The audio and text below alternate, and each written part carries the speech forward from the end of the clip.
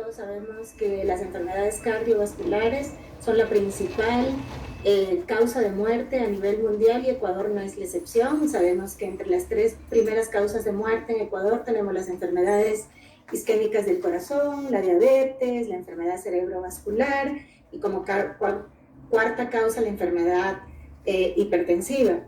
Sin embargo, como hemos visto, algunos de los que han participado en el curso de obesidad son enfermedades que pueden ser prevenibles y una de las maneras de prevenir es justamente los cambios en estilo de vida. Sin embargo, todavía no solo a nivel, digamos, de la población, sino a nivel también el mismo personal de salud, médicos, nutriólogos, enfermeros, farmacéuticos. Tenemos muchas dudas y muchos mitos acerca de cuál es la alimentación adecuada para justamente prevenir y manejar aquellos factores relacionados con la enfermedad cardiovascular, como las dislipidemias, como el exceso de peso, entre otras, ¿no? Para mí es un placer y un gusto enorme contar con la presencia del doctor Patricio López Jaramillo, ¿sí? Estoy muy agradecida por toda la ayuda que está brindando justamente a las actividades científicas de la sociedad. No solo un excelente profesor e investigador, sino con un prestigio increíble a nivel mundial. Y bueno, para todos los ecuatorianos, orgullosamente ecuatoriana, ¿no? Es un amigo de la casa al cual aprecio muchísimo y para mí es un gusto presentar. El doctor Patricio López Jaramillo es especialista en endocrinología del Colegio Médico de Pichincha, doctor en ciencias de farmacología de la Universidad de Sao Paulo, Brasil, especialista clínico en hipertensión de la Universidad de Guadalajara de México, director médico de investigaciones, desarrollo e innovación tecnológica de la Fundación Oftalmológica de Santander Foscal, director científico del Instituto de Investigaciones Nasira, Facultad de Ciencias de la Salud. Primero de todo, quiero agradecer a los organizadores, la Sociedad Ecuatoriana de Nutrición y el aval de la Sociedad Ecuatoriana de Cardiología por la invitación a este evento. Son mis declaraciones de conflictos de interés. Y esto es lo que hemos venido oyendo y ha sido mantenido durante mucho tiempo a lo largo de los años, este conocimiento convencional sobre la dieta y el riesgo cardiovascular. Se nos ha dicho que una ingesta de grasa total más una ingesta de grasa saturada lleva a un incremento del colesterol total y del colesterol LDL, lo que finalmente repercute en enfermedad aterosclerótica, enfermedad coronaria, infarto, accidente cerebrovascular y muerte cardiovascular. Esto comenzó a ser de alguna manera controversial cuando el gobierno de Estados Unidos, hace ya 6 años, preparó el retiro de las advertencias que se habían mantenido por largo tiempo sobre la ingesta de colesterol, y lo cual fue rápidamente refutado por la American Heart Association, que mantenía el hecho de que un incremento de las grasas dietéticas, ¿cierto?, producen un incremento de las enfermedades cardiovasculares, lo cual fue muy cuestionado también por una serie de evidencias existentes y que fueron recogidas, como ustedes ven en este comentario, de un periódico que recoge evidencia científica y que tiene también una inclinación hacia las noticias para el público general. Y ellos decían grasas saturadas y enfermedad cardiovascular, la American Heart Association declara culpables, nosotros decimos exonerado, ¿cierto? Y como hemos mantenido siempre el hecho de que las controversias son bienvenidas, ya que es a través de las controversias que la ciencia avanza. Y en ese sentido, y disponiendo de los datos del estudio Pew, que ustedes ya me han oído en otras ocasiones, un estudio epidemiológico global que engloba países de altos, medianos y bajos ingresos, y que por consiguiente no se limita solo a una epidemiología de del hemisferio norte, que ha sido la que usualmente se ha impuesto en nuestro conocimiento y que desde luego no recoge todas las diferencias de carácter cultural, educativo, medioambiental y sobre todo socioeconómico que se da en los países del hemisferio sur.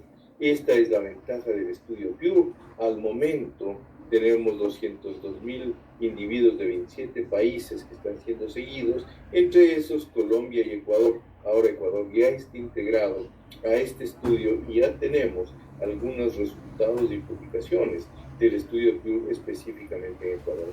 Yo me voy a referir a los datos que tuvimos de la primera ola de seguimiento y de implementación del estudio Pure, lo cual recogió 18 países. Ustedes tienen aquí todos los aportes del estudio Pure a lo que estamos planteando como la desmitificación de algunos mitos y la verdad de lo que se encuentra en este estudio con estas características de ser global en términos de una dieta saludable. Como ustedes ven aquí, se les pongo rápidamente, esto quedará en la grabación, quedará con ustedes, para que puedan tener acceso a los artículos que hemos publicado a lo largo de este tiempo. Los primeros 4 artículos ustedes pueden ver aquí en Lancet. Posteriormente publicamos mucha cosa también en el American Journal of Clinical Nutrition, en JAMA, en Diabetes Care. Como ustedes ven, son publicaciones de alto impacto en el que se recoge estos datos. Y comencemos pues discutiendo lo que causó más polémica. Primero, las características nutricionales de nutrición, ¿cierto? En los estudios que les voy a presentar, se incluyeron en total 133.335 individuos, provenientes 42.000 de China, 22.000 del sur de Asia, 14.000 de Europa y Norteamérica, 22.000 de nuestra región de Sudamérica, 11.000 del Oriente Medio y 10.000 del sudeste asiático. En África teníamos 4.558 grados en educación. Y yo quiero que vean ustedes las diferencias que existen en algunos términos que son absolutamente claros. Por eso es que no se puede hablar de una nutrición global y tiene que ser diferenciada de acuerdo a dónde se encuentran. Si ustedes ven, el consumo diario de energía proveniente de carbohidratos es del 61% a nivel global, pero tiene enormes diferencias. En China, el 67% de la energía diaria que consumen en China proviene de carbohidratos, mientras que en el sudeste asiático es del 65% y en Europa y Norteamérica, países más ricos, apenas del 52%. En Sudamérica nosotros encontramos que alrededor del 58% de la energía que consumimos proviene de carbohidratos. Vale la pena destacar que los países sudamericanos implicados en esta primera fase del estudio Pure fueron Brasil, Argentina, Chile y Colombia, países que con relación a otros de Sudamérica tienen mejores condiciones socioeconómicas. Miren ustedes, en países ricos como son los Emiratos Árabes, apenas el 53% viene de carbohidratos, mientras países pobres como África, el 63% proviene de esta energía. Así que claras diferencias. Ahora, cuando vemos el asunto del consumo de grasa, a nivel global el 23.5% de la energía que consumimos proviene de grasas y el 15% proviene de proteínas en términos totales. Pero miren las enormes diferencias que existen. En Europa y Sudamérica el 30.5%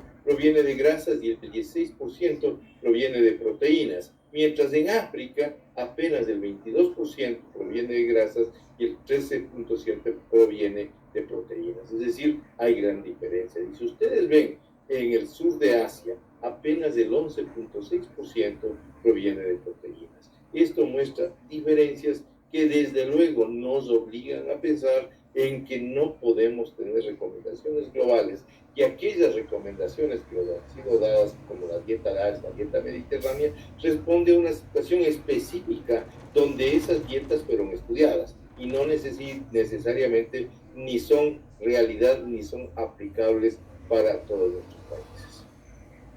Este fue el primer reporte que causó una grande polémica en términos de cuestionar ese conocimiento tradicional de que si consumen grasa, aumenta el colesterol y aumenta el riesgo cardiovascular.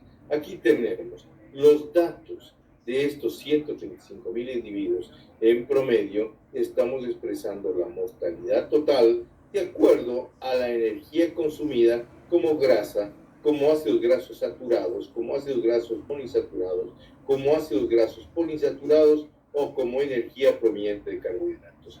Ustedes ven, contrario a lo que se esperaba, que en la medida que ustedes están consumiendo una proporción de grasa que llega a ser hasta del 40%, el riesgo relativo de mortalidad total y de enfermedad cardiovascular grande, es decir, infarto, accidente cerebrovascular y muerte cardiovascular, disminuye en la medida en que ustedes tienen en estas poblaciones un incremento de la grasa total y de las diferentes fracciones de grasa en esta población, dejando claro que ustedes tienen los mejores valores cuando aproximadamente el 10% de la energía que se consume proviene de grasas saturadas, monoinsaturados y poliinsaturados, y que el verdadero riesgo para mortalidad total y cardiovascular en esta población de altos, medianos y bajos ingresos estudiados globalmente muestra que la mortalidad total aumenta en la medida en que incrementan el consumo de hidratos de carbono. Vale decir que los hidratos de carbono son fundamentalmente aquellos de tipo procesados y ultraprocesados, ¿cierto? No hicimos en este estudio una diferenciación entre hidratos de carbono naturales de hidratos de carbono procesados o ultraprocesados, pero les voy a mostrar más adelante cómo el consumo de hidratos de carbono de frutas, vegetales y leguminosas disminuye el riesgo. Por consiguiente, este incremento en la mortalidad total y en las enfermedades cardiovasculares asociados a un incremento en el consumo de carbohidratos en poblaciones que consumen más del 70% de la dieta proveniente de carbohidratos, aumenta la mortalidad total y aumenta la mortalidad y la presencia de enfermedades cardiovasculares. Así que en este trabajo que dio origen a una gran polémica, reforzar la polémica y a intentar explicar en este estudio epidemiológico global, claramente queda demostrado cómo en estas poblaciones el factor de riesgo importante que se asocia con mayor mortalidad total de cualquier causa o con mortalidad de enfermedades cardiovasculares es el exceso en el consumo de carbohidratos cuando supera el 70% de la energía diaria que se consume. Y las diferencias, claro, son marcadas, como les decía, por regiones. Y esto se da fundamentalmente por el porcentaje de lo que se consume. Aquí estamos expresando la asociación entre energía de nutrientes y mortalidad total y enfermedad cardiovascular. Ustedes tienen aquí las regiones asiáticas y las regiones no asiáticas. Y en las regiones asiáticas no alcanza significación estadística cuando ustedes comparan el mayor quintil de consumo de carbohidratos con relación al menor quintil. Pero veamos cuánto es la diferencia. 50.4% de la energía en el quintil más bajo y en el quintil más alto 79%. Mientras en las regiones no asiáticas, es decir, todas las que comprometen a Europa, a el Medio Oriente y a África y Sudamérica, ustedes ven que cuando comparan el quintil de mayor consumo de carbohidratos hay un significativo incremento en el riesgo de mortalidad total, así como también en el riesgo de enfermedad cardiovascular. Ustedes tienen que las diferencias se dan porque en el quintil más bajo el consumo está en 43%, mientras en el quintil más alto está en 70%. Estas diferencias pueden explicar esto. Interesantemente, cuando ustedes ven en cambio el consumo de grasa, obviamente si yo no consumo grasa, consumo más hidratos de carbono, pero cuando consumo grasas, consumo menos hidratos de carbono. ¿Y qué tengo? Que tanto en las regiones asiáticas como en las regiones no asiáticas tengo una significativa disminución de la mortalidad total y de las enfermedades cardiovasculares, tanto en las dos regiones, cuando yo veo que este consumo varía del nivel más bajo, 8.7 en las regiones asiáticas, al nivel más alto de 33.5%, que es más o menos similar a lo que ocurre en las regiones no asiáticas. Pero en cambio, miren que en los quintiles más bajos la diferencia es marcada. Es decir, los que menos consumen en las regiones no asiáticas consumen el doble de energía proveniente de grasa.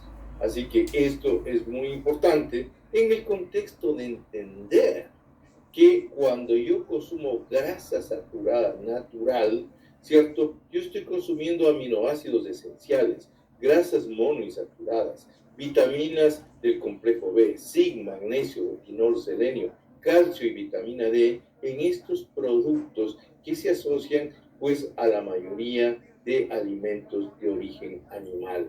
Por consiguiente, en poblaciones pobres, como las que les he mostrado acá, con consumo de apenas el 8.7% de grasa, el recomendar ingestas bajas de grasa saturada, deje de tomar leche, deje de comer huevos, deje de comer carnes, puede ser en estas poblaciones desnutridas imprudente, por decirlo menos, sino una conducta que raya en una irresponsabilidad. Esto es, pues, un cambio fundamental, y ustedes que están en contacto día a día con los pacientes en el manejo médico, hay que tener claras estas consideraciones y ya podemos discutir más adelante. Muy bien.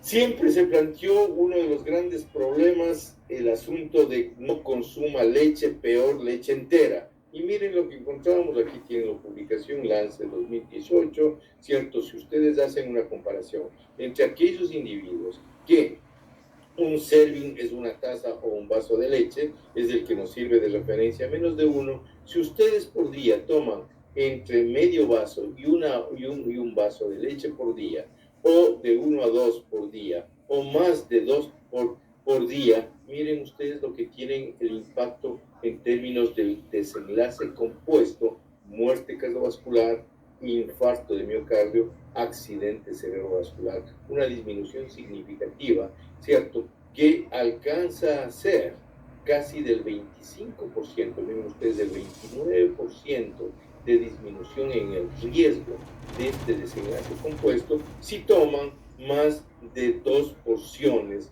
de productos lácteos por día, lo que puede significar leche, como también derivados lácteos como queso. Ustedes ven este impacto tanto también se expresa en la mortalidad total y en la enfermedad cardiovascular grande, insisto, cuando hablamos de enfermedad cardiovascular grande, infarto, accidente cerebrovascular, ¿cierto? Dejando claro el rol. Además, es interesante que ustedes miren que esto se da cuando se analiza no solo la leche descremada, sino la leche entera. Ustedes tienen aquí lo que correspondería en términos de ingesta media, en términos de gramo. Menos de media porción, 0.2 gramos de leche entera, de productos enteros con grasa entera, ¿cierto? En 0.9, 1.4 y 2.9. Muy interesante, créanme, no he traído las diapositivas por la cantidad de material que tengo para presentarles, que cuando ustedes hacen una comparación de leche entera versus leche descremada, lo que se pierde es este efecto beneficioso de la leche. Por tanto, la recomendación, especialmente en población de niños, de adolescentes y de adultos añosos, es el tomar leche, pero leche entera y los productos lácteos. Otra cosa que se satinizó fue el consumo de huevos. Y aquí yo les presento otra publicación, 2020, American Journal of Clinical Nutrition. Ustedes tienen el número de individuos que comían menos de un huevo por semana, de 1 a 3 huevos, de 3 a 5 huevos, más de 5 a 7 huevos y más de 7 huevos por semana. Y el gran polémica que se ha metido y nos metieron en la cabeza fue de que ustedes tienen un incremento en los niveles de colesterol aquí expresados como milimol, quieren multiplicar por 38 para tener miligramos por decilitro. Miren ustedes cómo no existe ningún impacto de o no comer huevo o comer más de 7 huevos a la semana, es decir, un huevo diario. Miren ustedes, el colesterol total se mantiene exactamente igual, el LDL colesterol, el HDL colesterol, todos los parámetros. Interesantemente, el comer esta proteína, que además de eso tiene una buena cantidad de calcio, miren en lo que representa en términos de una disminución pequeña, más de 1 milímetro de mercurio, pero significativa en términos de la presión arterial. Si consideramos que la hipertensión es el factor de riesgo más importante, pues el consumo de huevos no solo que no afecta el perfil lipídico, sino que lo que hace es tener un efecto beneficioso en términos de la presión arterial. Y sin embargo, lo satanizamos al consumo de huevo y tenemos entonces que volver a aquella cuestión de facilitar la disponibilidad y el acceso de los ecuatorianos a leche, a huevos. Vean ustedes la asociación de ingesta de huevos con enfermedad cardiovascular y mortalidad. Ustedes pueden ver claramente aquí que en aquellos individuos que tuvieron un evento durante los primeros 24 meses fueron excluidos aquellos con historia de enfermedad vascular y aquellos con historia de diabetes. Ustedes pueden ver que si consumen de 3 a 5 huevos por semana, de 1 a 3 huevos por semana, es decir, un poco menos de un huevo diario por semana, ustedes tienen una disminución en los eventos.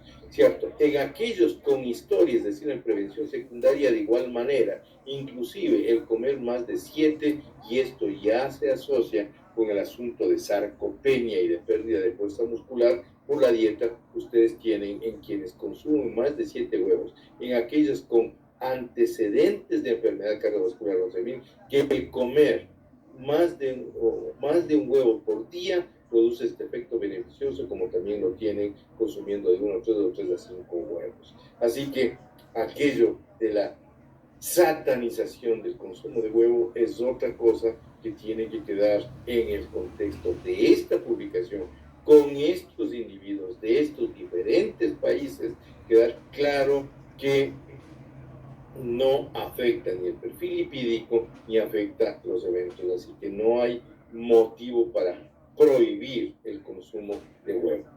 Vamos en cambio ahora a las cosas positivas, y desafortunadamente las cosas positivas, miren, como son los países más pobres, los que tienen el mayor consumo de carbohidratos, los que comen menos frutas, vegetales y leguminosas. Aquí tienen ustedes en términos de lo que consumen en el sudeste de Asia, en China, en el sur de Asia, en el sudeste asiático y en África. Miren ustedes, nos llevan a la recomendación de comer 5 porciones de frutas, verduras y leguminosas diariamente. Los únicos que llegan, pues ciertamente Norteamérica, nosotros con un gran desvío estándar alcanzamos ese limiar, pero los países del este que tenían el mayor consumo, como ustedes se acuerdan, de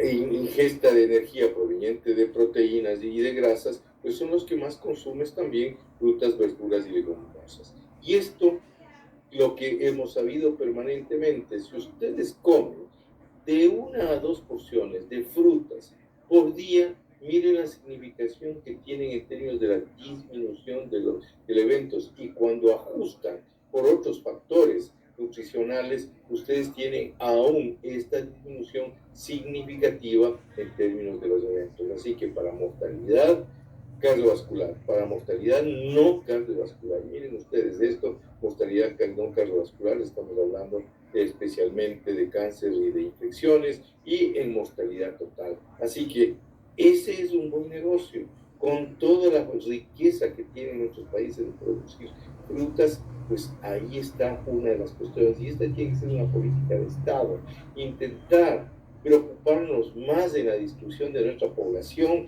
que en favorecer monocultivos como caña de azúcar o como flores que únicamente sirven para exportación y que no están satisfaciendo la necesidad. Claramente, inclusive cuando ustedes corrigen por otros factores nutricionales, ven ustedes cómo el consumir más de 3 frutas al día disminuye la mortalidad no cardiovascular, disminuye la mortalidad de cualquier causa. Y si vemos con vegetales exactamente lo mismo, ya está claro que no es una cuestión de discurso, sino es que algo que tiene que implementarse, como la ingesta de frutas, vegetales y leguminosas, aquí leguminosas, ¿cierto? Miren ustedes la disminución significativa que se tiene en mortalidad cardiovascular, en mortalidad no cardiovascular, en mortalidad total. Así que eso parece que es la recomendación positiva que tenemos que dar, y ya vamos a dar una explicación de tipo fisiopatológica de por qué esto.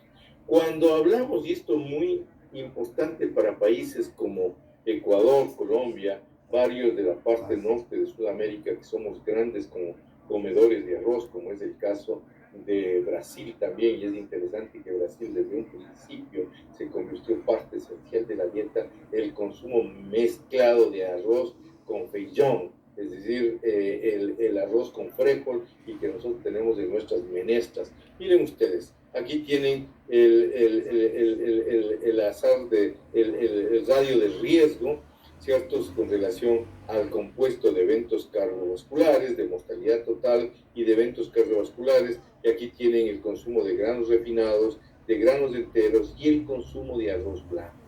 Y vean ustedes, en términos del consumo de arroz blanco, ustedes tienen que no existe, si aquí tienen uno, ¿cierto? No existe un incremento en el riesgo ni de eventos cardiovasculares, una disminución de la mortalidad total, ¿cierto? Y una disminución del compuesto de mortalidad más eventos cardiovasculares. Lo que ocurre es que si ustedes comen granos refinados, aquello que nos vendió desafortunadamente la industria de alimentos, del desayuno saludable, con los cereales en la mañana, ricos en azúcar, ricos en sodio, más yogur con más azúcar que lo que tienen los jugos endulzados. Miren ustedes lo que tienen un incremento tanto del evento compuesto, muerte cardiovascular, infarto, accidente cerebrovascular, como de mortalidad total y como de eventos cardiovasculares. Así que esa recomendación de poder comer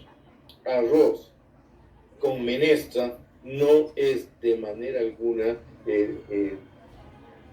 una indicación que vaya a afectar la salud cardiovascular de las poblaciones como la nuestra, que tienen la costumbre de pues, comer el arroz con menestra. Y si ustedes ven acá la asociación de ingesta de pescado y desenlaces clínicos, miren ustedes, aquí tienen la cantidad de ingesta de pescado en individuos que no han tenido un antecedente cardiovascular y en individuos que ya han presentado un evento cardiovascular o que son de alto riesgo, claramente mostrando que en la medida en que ustedes coman una porción mayor a 175 gramos de pescado, es decir, 2 o 3 veces semana por pescado, disminuye claramente, especialmente en los individuos con alto riesgo, diabéticos, obesos, hipertensos, disminuye el riesgo de los desenlaces clínicos, muerte y eventos cardiovasculares. Pero claro, depende del tipo de pescado. Ojo, que aquí hemos ajustado por edad, por sexo, por centro, por índice de masa corporal, por nivel de hepaturo, al igual que en todos los otros trabajos ajustamos por todos los factores de riesgo que podrían estar influyendo en estos resultados. Aquí queda claro que inclusive cuando ajustan por el consumo de carnes rojas, de aves y de lácteos, ustedes lo que tienen es que si comen 2 o 3 veces por pescado, van a tener una disminución, especialmente en los pacientes que han tenido un evento previo o que son de alto riesgo. Interesantemente, esto depende también del tipo de pescado que consuman. Aquí tienen ustedes estos resultados que muestran cómo si ustedes consumen pescado con alto o moderado contenido de omega 3, que son estos pescados, fundamentalmente pescados azules, de agua profunda y que a Dios gracias los tenemos en buena cantidad en nuestro océano Pacífico, vean ustedes el impacto que tiene sobre mortalidad total, sobre eventos cardiovasculares mayores y sobre el compuesto, una disminución muy significativa. Lo que no ocurre si ustedes consumen pescados que son pobres y que son fundamentalmente los pescados de río. Así que tratar de evitar pescados de río con excepción y algunos pescados como el pargo, que son pescados muy sabrosos, pero que no tienen esa cantidad de aceite de pescado, del omega 3, que es el que nos facilita. Y la otra cosa, tratar de, ciertamente, no aumenta el riesgo, pero tampoco disminuye, como ustedes tienen si consumen pescados azules, de aguas azules, como son el salmón, el atún, la sardina, la anchoa, pescado azul. Bueno, el salmón viene del río y tiene esa característica de ser muy ricos en omega 3. Así que también habrá que tener esto. El consumo de mariscos no tiene un efecto neutro, ni aumenta ni disminuye el riesgo. Así que aquellos colegas de Guayaquil que les gusta comer cangrejos y que no extraña mucho, pueden hacerlo sin exageración, ¿cierto? Pero no tienen un efecto beneficioso en eso. Conclusión de lo que hemos hablado hasta ahora, y me place presentar este trabajo que yo creo que a la final es uno de los grandes aportes que estamos haciendo para la salud pública. Cómo el índice glicémico y la carga glucémica se asocia a enfermedad cardiovascular y a mortalidad. Les recuerdo que llamamos índice glucémico a aquel alimento que al consumirse en más de 50 gramos incrementa los niveles plasmáticos de glucosa, ¿cierto? Y carga glucémica llamamos a la cantidad de veces que se consume este tipo de alimentos con un alto índice glicémico. ¿Qué es lo que observamos? Miren las características nuevamente de los participantes por región, ¿cierto? Aquí tienen Europa, Sudamérica, África, Oriente Medio, el sur asiático y el sudeste asiático. Cuando hablamos del sudeste asiático, estamos hablando ciertamente de Pakistán, India y Bangladesh. En cambio, que hablamos del sur de Asia, estamos hablando principalmente en este estudio de Malasia. Y vean ustedes aquí cómo las diferencias que se tienen en términos de lo que se consume en energía diaria, ¿cierto? Energía que viene de carbohidratos. Miren ustedes cuánto se consume de leche, cuánto se consume de fruta, cuánto se consume de vegetales. Ustedes tienen enormes diferencias. Si ustedes ven en Europa y Norteamérica, el consumo que ustedes tienen aquí expresado en términos de porciones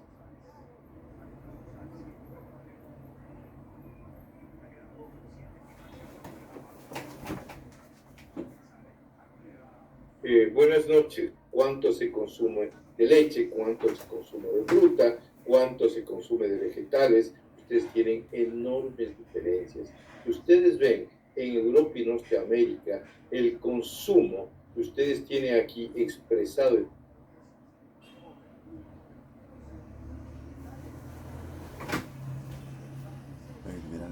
ganado, ahora les sembramos flores y les ponemos plástico encima para que los países ricos puedan regalar flores durante el día de San Valentín. Y eso ha desestimulado y ha encarecido el consumo de lácteos, ¿cierto? Como también el consumo de huevos y de carnes, ¿cierto? Vean ustedes las enormes diferencias que existen. Mientras aquí se consume categorías 4 diarias, aquí se está consumiendo 0.7 en esto, y nosotros que estamos en el intermedio en 1.6, ¿cierto? Lo mismo ocurre para frutas y verduras. Mire, para frutas eso es increíble, mientras en los señores árabes en los Emiratos Árabes consumen 4 porciones de fruta por día, en el sur de Asia se consume 0.9, y en cambio, en términos de vegetales, ustedes miren las mismas diferencias. Así que estas grandes diferencias en el consumo,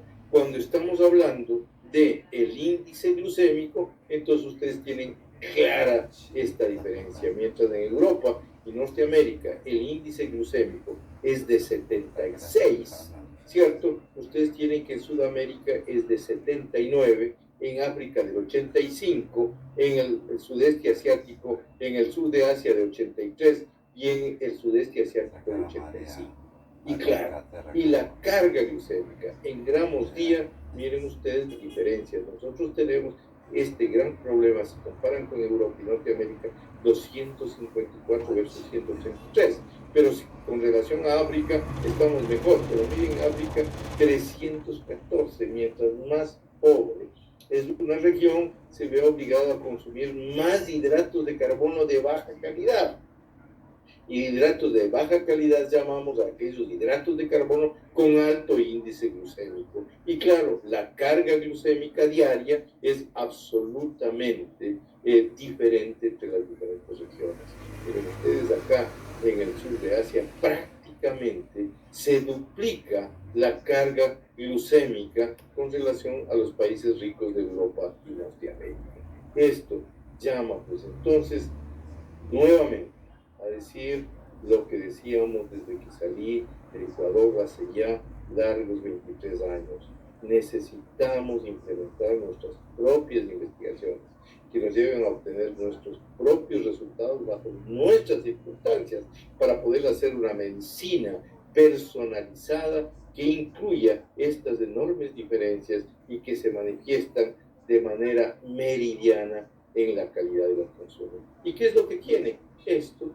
La asociación entre infarto de miocardio, accidente vascular y muerte cardiovascular con el índice glucémico de acuerdo al índice de masa corporal. Si ustedes tienen individuos flacos, cuando están consumiendo el quintil mayor, ¿cierto? Quintiles 4 y 5, y lo comparan contra el quintil 1, que es el de referencia, ustedes tienen un incremento en infarto, accidente vascular y muerte cardiovascular, ¿cierto? Alcanzando el 16 y el 14%, en individuos con menos de 25 índices de masa corporal. Pero si tienen individuos gordos, que en el caso de los ultraecuatorianos, sobrepeso y obesidad alcanza casi al 80% de la población, ustedes tienen claro, miren un incremento de hasta el 38% en el riesgo de infarto, accidente cerebrovascular y muerte cardiovascular si consumen alimentos con alto índice glucémico. Es decir, pan blanco, harinas, repostería, jugos delatados, jugos azucarados, ¿cierto? Jugos de fruta, lo que hay que comer la fruta y no el jugo de fruta, todo eso lleva a ese alto índice glucémico que está ocasionando este problema tan serio.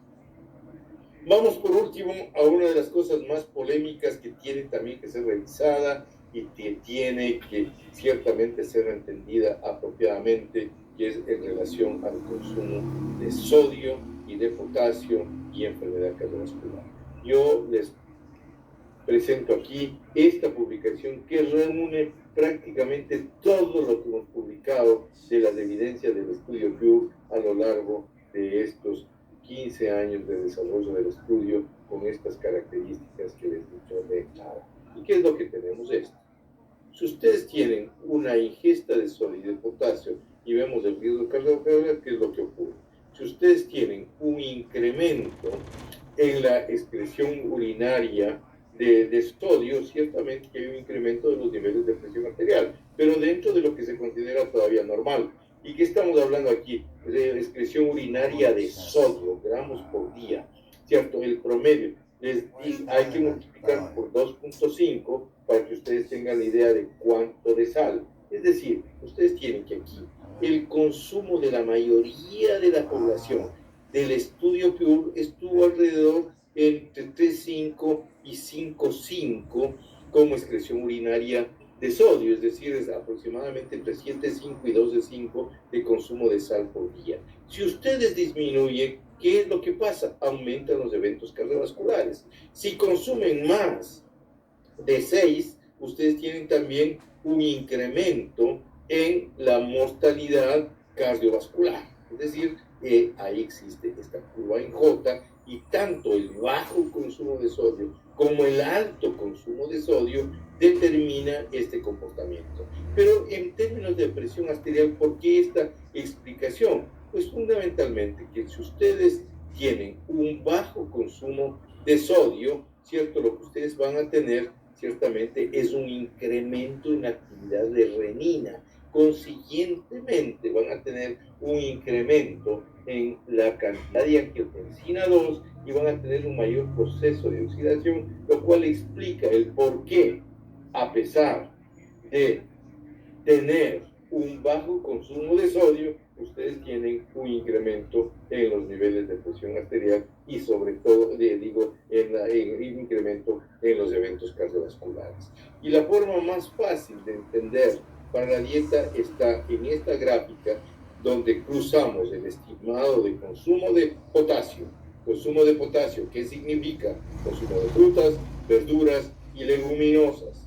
Y hacemos un estimado de consumo de sal. Miren ustedes, pueden consumir hasta 7.5 gramos o hasta 10 gramos, es decir, hasta 22 gramos de sal, cosa que no lo hace ninguno, ni los chinos. Los chinos en el estudio, que son los que más consumen, alcanzaron un consumo de 7.5 gramos por día de sodio como excreción urinaria, pero consumen una buena cantidad de potasio, frutas, verduras, leguminosas. Miren lo que ocurre, ¿cierto? El hazard ratio, es decir, la tasa de riesgo disminuye, inclusive si ustedes tienen un alto consumo de sodio. Así que ratificamos con esto lo dicho hace ya más de 50 años por Sir George Pickering, profesor de la Universidad de Oxford, que decía textualmente hace medio siglo: la dieta rígida, baja en sodio, es insípida, poco apetecible, monótona, inaceptable e intolerable, ¿cierto? Para permanecer en esta dieta se requiere el ascetismo de un fanático religioso. Creemos que es probable que sea necesario menos perseverancia para incentivar a las personas a que enriquezcan sus dietas con potasio mediante el consumo de más frutas y verduras.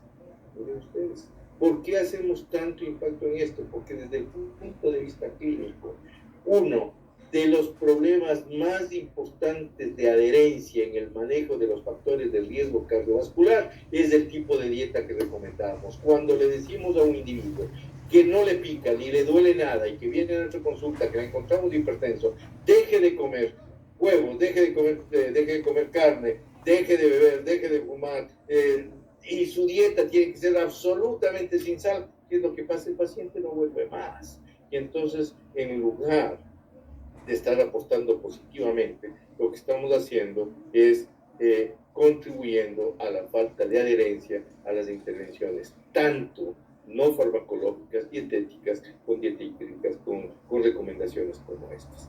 Por consiguiente, miren ustedes las recomendaciones que hacíamos en el 2019 para el manejo de pacientes con síndrome metabólico, prediabéticos, diabéticos y hipertensos.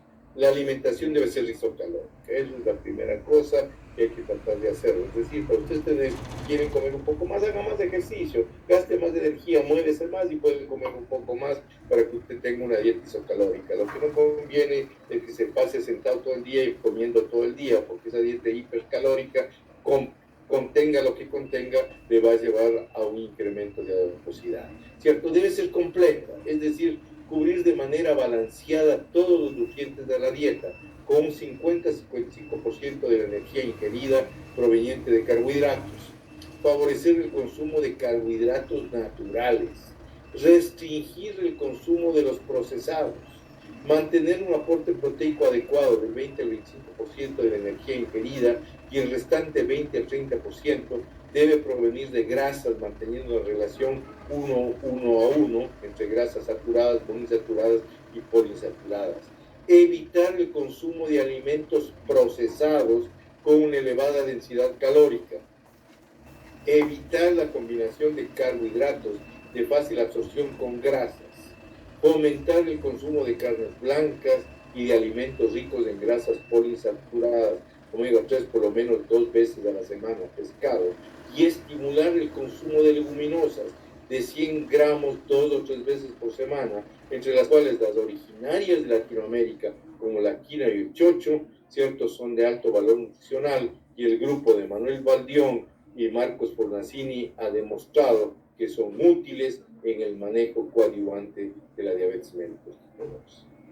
Yo les agradezco por su atención, les invito, tomen nota de esta página web a la cual podrán acceder al Simposio de Excelencia en Cardiología, que lo estamos organizando con el soporte de la industria farmacéutica, en este caso de Abbott, ¿cierto? Y que se va a realizar tanto en Estados Unidos como en Europa, y que en Latinoamérica lo estamos coordinando nosotros, y que vamos a tratar temas supremamente interesantes como este que hemos visto ahora, profundizando un poco más, como también el impacto que tienen factores de riesgo emergentes como es la polución del medio ambiente, especialmente la de dentro de casa, que es tan importante en los países latinoamericanos, la utilización de leña, la utilización de carbón para cocinar, y también el papel fundamental que tiene la masa muscular como factores de riesgo adicionales que deben ser considerados.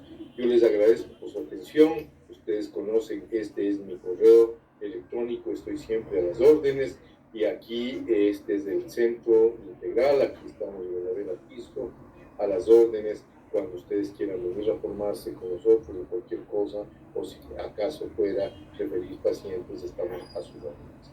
Muchas gracias por su atención.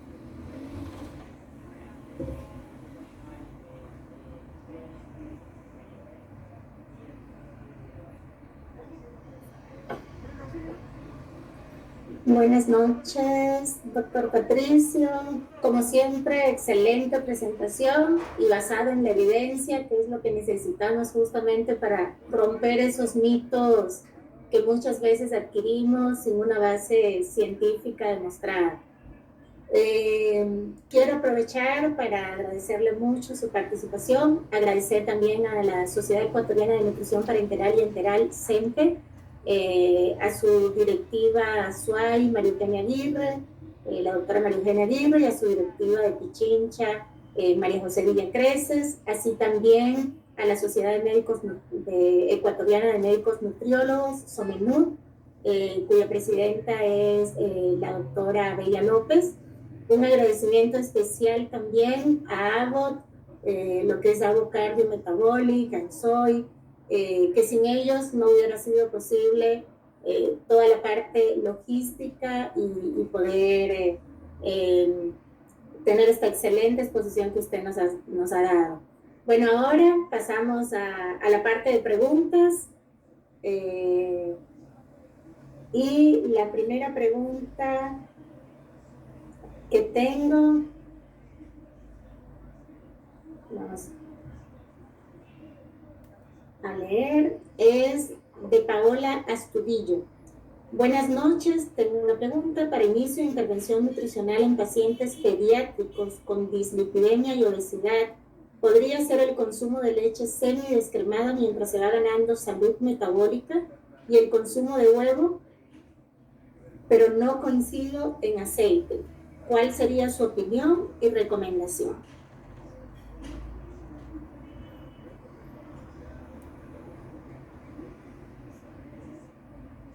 Doctor Patricio, ponga el micrófono, active el micrófono.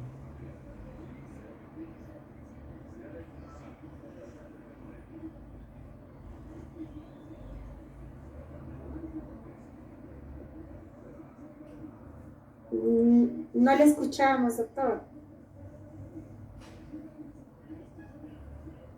Doctor Patricio, disculpe, creo que tiene algún problema con su conexión. Solo nos demoramos 2 segundos. Si sale y vuelve a entrar con el mismo link, parece que su audio está desconectado de la plataforma. Bueno, creo que han surgido muchas preguntas. Por favor, para que escriban en el chat todas aquellas dudas que quisieran aclarar.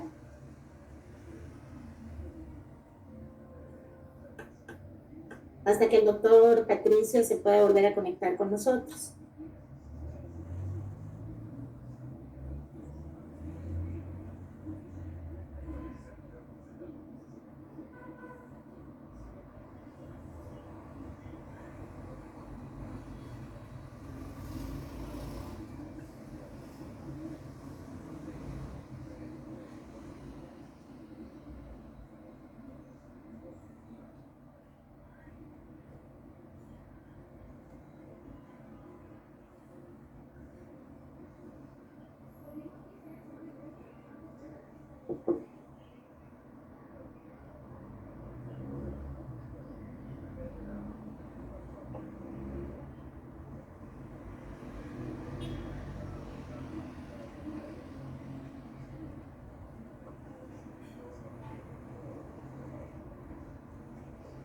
Hola, ¿y ahí me escuchan?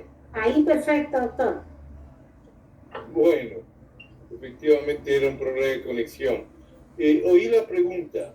Los niños en crecimiento, en lo posible, no hay que restringir ningún tipo de alimento, mucho menos entrar dentro de lo que ha sido otro mito, como es el de sacar la grasa de la leche al descremarlo. Yo les mostraba y les decía durante la presentación que el efecto beneficioso que observamos con el consumo diario de leche se pierde cuando se hace una comparación entre leche entera y leche descremada. Así que no hay ningún motivo, ninguna razón para utilizar leche descremada o recomendar los diferentes tipos de leche. Eso es otro problema de mercadeo para vender leche más cara. Así que en principio leche entera. Con relación a los huevos, y quizá es la fuente proteica más económica y la fuente de grasa más económica que tenemos y que más bien habría que estimularla. No tenemos estudios específicos en niños, pero los estudios que les mostraba en adultos muestran que el consumo de un huevo diario no produce ninguna alteración en el perfil lipídico. Si esto ocurre en adultos, lo más probable es que en niños tampoco tenga ningún efecto sobre el perfil lipídico. Así que en principio, más bien, la recomendación de esta dieta rica en proteínas para los niños debe ser una cuestión que se acompañe con buena actividad física. Y dentro de la actividad física recomendamos no solo la actividad física aeróbica, sino también un tipo de ejercicio que pueda estimular la actividad muscular. No vamos a decir alzar pesas, pero sí poder hacer tipos de ejercicio como natación, como bicicleta, que permiten una buena actividad muscular y mantener una buena masa muscular desde el inicio, que eso va a ser muy importante en años más tarde. Así es, doctor. Incluso recientemente salió una revisión sistemática justamente de estudios, fueron 22 cohortes observacionales y 2 ensayos de intervención que se realizó en niños justamente sobre el consumo de los productos lácteos y se encontró que no había ninguna asociación, digamos, entre la ingesta de productos lácteos enteros o reducidos en grasa, con tanto medidas de adiposidad como algunos biomarcadores de riesgo de enfermedad cardiometabólica, incluyendo incluso el perfil de lípidos, encontrando incluso que no había ni siquiera diferencias en los marcadores inflamatorios, que muchas veces suspenden los lácteos porque supuestamente producen inflamación, cuando es un alimento completo, económico. Y lo mismo con el huevo, en niños también hay estudios, uno de ellos incluso realizado en México, donde encontraron que el consumo de 2 huevos diarios incluso mejora el perfil de lípidos. Entonces yo creo que sí es como momento de romper esos mitos que existen. Otra de las preguntas, bueno, son varias, doctor, así que vamos a tener un ratito por acá. Es de Asdrubal Navarro y la pregunta es, ¿se diferencia el consumo del huevo que sea la clara o la parte amarilla? Hola, Emma. Venga, Ajá. efectivamente el huevo, sí, ese ha sido el mito terrible que alguna gente lo utiliza y come solamente la clara, dejando la yema, que es donde se encuentra el mayor contenido proteico y el mayor contenido de grasa. Entonces, lo que hay que comer es el huevo entero. Lo que hay que evitar es el freírlo con aceite de tipo vegetal que es sometido y reutilizado. Eso sí es un problema grave. Entonces, el consumo de huevo cocido, no frito, no utilizando aceites, reutilizando aceites, no tiene ningún problema en comerse el huevo completo. Otra pregunta de Evelyn Zumba. Últimamente ha aumentado el realizar el ayuno intermitente debido a los beneficios que supuestamente mencionan, como bajar el índice glicémico, disminución de peso, mejoramiento en la concentración y otros. ¿Qué opinión tiene al respecto? Bueno, hay alguna evidencia de que efectivamente estos efectos son reales, se muestran. Hay varias publicaciones mostrando ese efecto. Nosotros recomendamos la dieta que estamos recomendando de tipo isocalórica y fraccionada. El periodo de mayor ayuno que tenemos es el ayuno nocturno, que es de aproximadamente 10 horas. Y con ese ayuno nocturno de 10 horas, que es lo que debería hacer, es decir, trate de cenar lo más temprano y desayunar también lo más temprano con un intervalo de aproximadamente 10 horas entre las comidas. Ese intervalo de un ayuno de media duración es suficiente y no es necesario tener periodos más prolongados. Así es, igual con respecto al ayuno intermitente, bueno, yo creo que como todo es uno de los tipos de dieta que está de moda actualmente.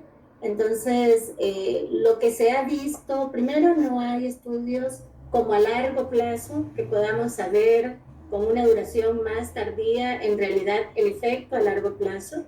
Y cuando se ha comparado el ayuno intermitente con otros tipos de dieta, como una dieta hipocalórica balanceada, los resultados han sido exactamente lo mismo. Es decir, la diferencia es que a lo mejor la pérdida de peso se consigue más rápido, pero cuando vas viendo al año o 2 años, que es lo más largo que he leído yo particularmente de estudios de dieta intermitente, los resultados son similares. Entonces, ya está demostrado que el tipo de dieta tiene que ser individualizada. Entonces, el logro de la dieta es la adherencia que tenga el paciente. Entonces, habrá algunos que a lo mejor les funciona la intermitente y habrá otros que es preferible mantener el método habitual, digamos, de la dieta balanceada, fraccionada, hipocalórica.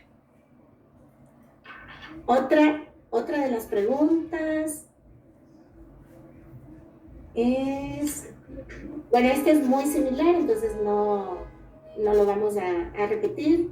Está de Guido Luis Sosa Zurita. ¿Por qué la dieta mediterránea es buena? ¿Cuál sería el parangón latinoamericano? Y es interesante que la dieta mediterránea contempla un poco de consumo de carne roja procesada, ¿cierto? Pero en cambio tiene primero la utilización de un aceite que es efectivamente de los aceites vegetales lo mejor, el aceite de oliva, muy rico en frutas, verduras y nueces, todo lo que son semillas, muy rico en pescado, ¿cierto? Eso es una de las características interesantes de la dieta mediterránea. Y eso es lo que usualmente recomendamos. Una dieta saludable es una dieta rica en frutas, verduras y leguminosas, lo que le permite de alguna manera hacer un consumo también de proteínas. Y en este caso de la dieta mediterránea el consumo de pescado es alto, pero también el consumo del famoso cerdo ibérico. Así que en principio volvemos a lo mismo, una dieta isocalórica, si quiere perder peso, una dieta hipocalórica, balanceada, como se ha dicho, ¿cierto? Y de preferencia la utilización de una buena dieta tiene que contemplar lo que al final de mi charla decía, un adecuado balance sodio-potasio, lo que significa que es un buen negocio comer más frutas y verduras. Y lo que usualmente en algunos países se utiliza, miren ustedes, en Brasil es clásico y en nuestro país también la menestra, en Brasil la unión de arroz con una leguminosa. Les mostraba la gráfica que el consumo de arroz blanco no incrementa el riesgo de eventos cardiovasculares. Y la asociación con leguminosa es una asociación apropiada, así que el arroz con frijol, nuestra menestra, es una práctica que deberíamos recuperarlo. Así es, y yo creo que tenemos productos en Ecuador y yo diría que en toda Latinoamérica que nos pueden ayudar a mantener el estilo de dieta mediterránea a nuestra manera. Por ejemplo, a lo mejor el aceite de oliva puede ser un poco caro, pero tenemos aguacate. Las nueces, acá también resultan a veces un poquito caras, pero podemos obtener la fibra que nos da la nuez a través justamente de frutas, verduras, legumbres, que tenemos granos de todo tipo. Entonces, yo creo que es fácil adaptarla, ¿sí? Y como ustedes hay que individualizar al sitio en el que estamos y al paciente sobre todo, que es importante. Otra de las preguntas... Sí. Permíteme, acabas de tocar uno de los puntos que yo creo que es fundamental. Mucho del conocimiento nutricional que tuvimos fueron de estudios realizados en países totalmente diferentes desde el punto de vista cultural y desde el punto de vista nutricional. Por eso la necesidad y por eso la importancia del estudio PURE y toda la demitificación que se ha hecho de mitos que son válidos en ciertos países, pero que son diferentes de los nuestros. Como yo insistía, cuando tú estás consumiendo grasa saturada que procede de alimentos de origen animal, tú te estás consumiendo una serie de otros nutrientes que son importantes y que muchas veces en poblaciones como las nuestras, que debido a condiciones socioeconómicas no tienen fácil acceso a los alimentos proteicos de origen animal, que son más caros, el que tú recomiendes no consumir huevos, por ejemplo, puede ser absolutamente contraproducente.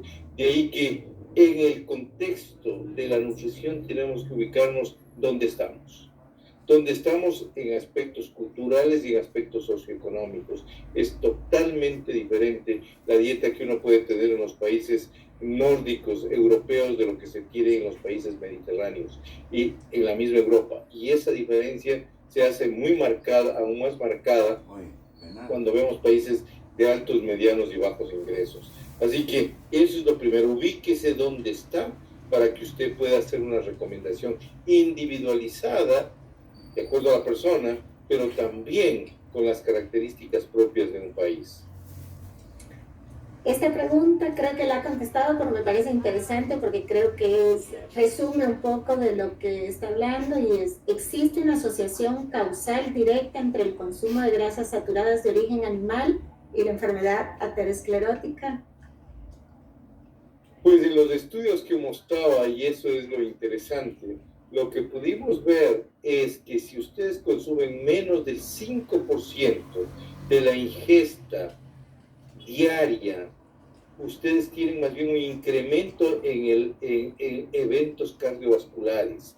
Y el tope donde comenzó nuevamente a aumentar el riesgo estuvo en el consumo de más del 15% de grasa saturada. Estoy refiriendo específicamente a grasa saturada. De tal manera que esta recomendación de consumir grasa total entre el 20 y el 25% de la energía que consumen, de la cual un tercio tiene que ser de grasa saturada, es absolutamente neutra en términos de efectos cardiovasculares. Más bien, el no consumo de grasa total, de grasa saturada, entre eso, va a estimular el consumo de más hidrato de carbono. Y eso es lo que ocurre en poblaciones como la colombiana, donde el 68% de la energía diaria consumida venía de carbohidratos. El 68%. En ese caso, el factor de riesgo fue precisamente el consumo de hidratos de carbono de más baja calidad.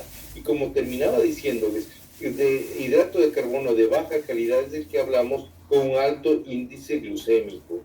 Y es el índice glucémico, el que se asocia con desenlaces cardiovasculares. De tal manera que no existe aquella causalidad que comencé en la primera diapositiva que les presentaba, poniendo que esa ha sido la forma clásica que nos enseñaron: consuma grasa, la ingesta de grasa saturada va a aumentar el colesterol y esto le va a aumentar la aterosclerosis. Eso no es así y está totalmente revisado ese concepto.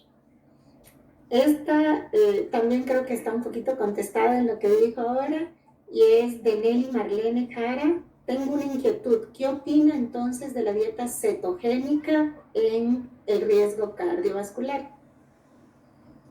Está muy de moda y tengo que decir con respecto a uno de mis más queridos colegas, actualmente mi alumno hizo un doctorado en la Universidad de Santiago de Compostela trabajando precisamente con dieta cetogénica, Diego Gómez Arbeláez, mostrando que sí, efectivamente, si ustedes pueden hacer una dieta absolutamente restrictiva, una dieta de 800 kilocalorías diarias, basada especialmente en el consumo de grasa y proteína, dejando totalmente de lado los hidratos de carbono, ustedes van a tener un incremento de cuerpos cetónicos que son utilizados como un sustrato energético a nivel de la neurona, y este produce un efecto de disminuir la saciedad. Así que no solo que tienen un efecto en términos por la disminución del consumo, sino que también hay un efecto en términos de disminución de las ganas de comer. Nosotros muy temprano, y esto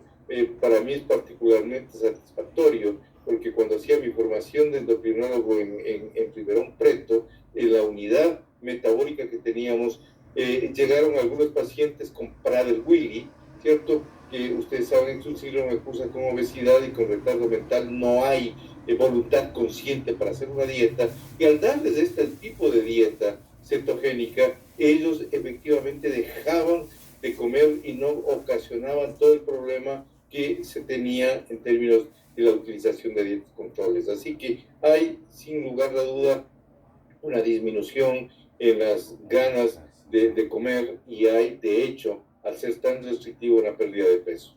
Tiene que ser controlada. Actualmente existen ya en la industria, ustedes saben cómo es la industria, existen ya una serie de dietas que se venden, que les llegan directamente a la casa de dietas cetogénicas. Ya. Y volvemos a lo mismo, ¿no? La dieta tiene que adaptarse al paciente, es decir, no el paciente al tipo de dieta, sino buscar una que pueda hacer. La otra pregunta, y bueno, ya vamos terminando, que ya le hemos robado mucho de su preciado tiempo, es de María Eugenia Herrera.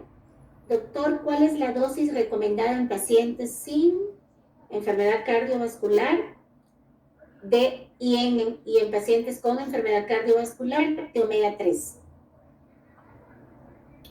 Bueno, primero, el consumo de omega 3 es válido en el supermercado, no en la farmacia. Entonces, eso para comenzar a decir, no estamos, por lo menos, de los resultados de los cuales directamente nosotros participamos, como fue el estudio Origin, la utilización de suplementos de omega 3 no tuvo ningún efecto beneficioso sobre desenlaces cardiovasculares de pacientes diabéticos.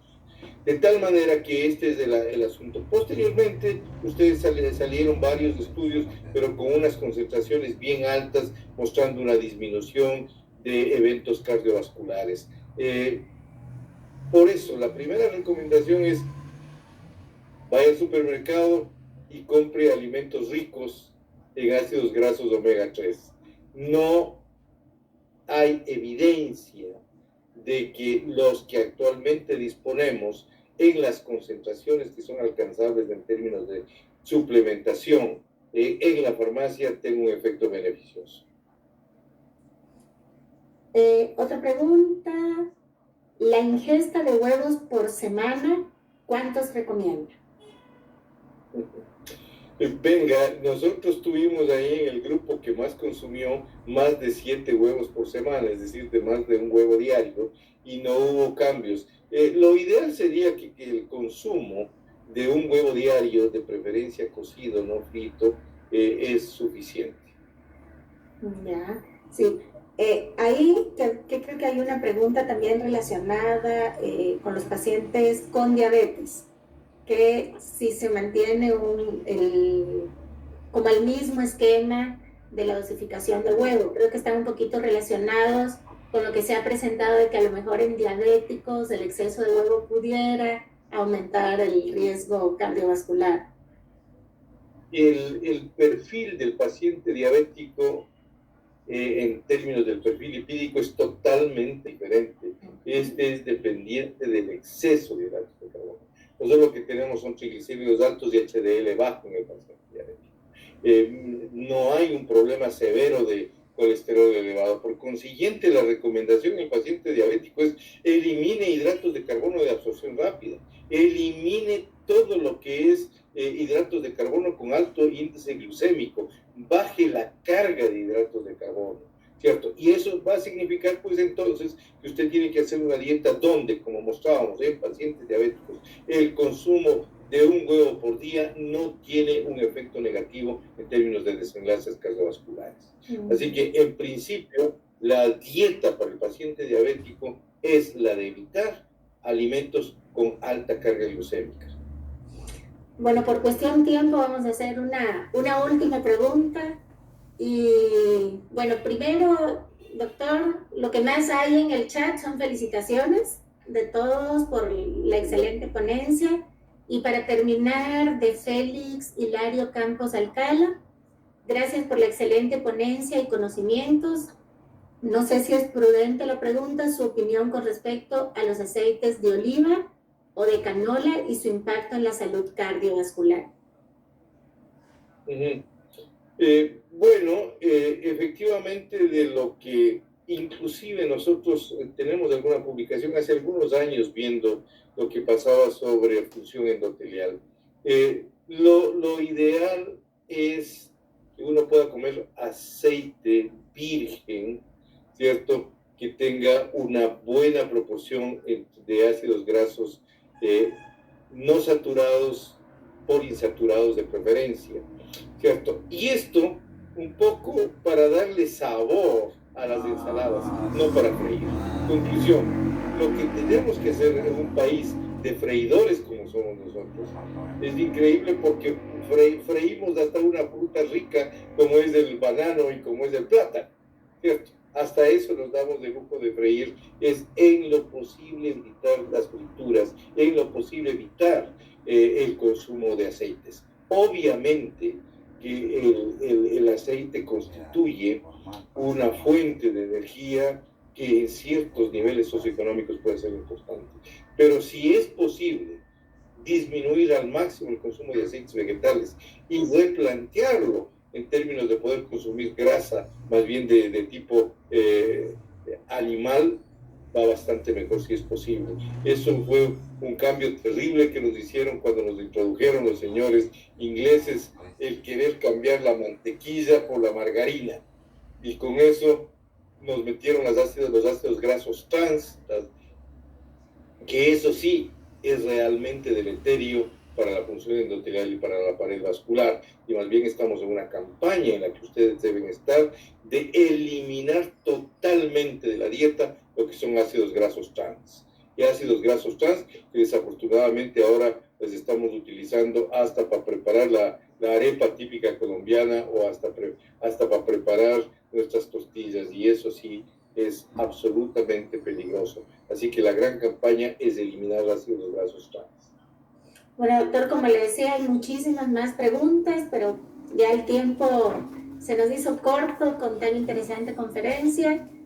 Nuevamente le agradezco en nombre de CEMPE, de SOMENUD, agradecer también a la Sociedad Ecuatoriana de Cardiología por el aval que nos brindó para esta conferencia.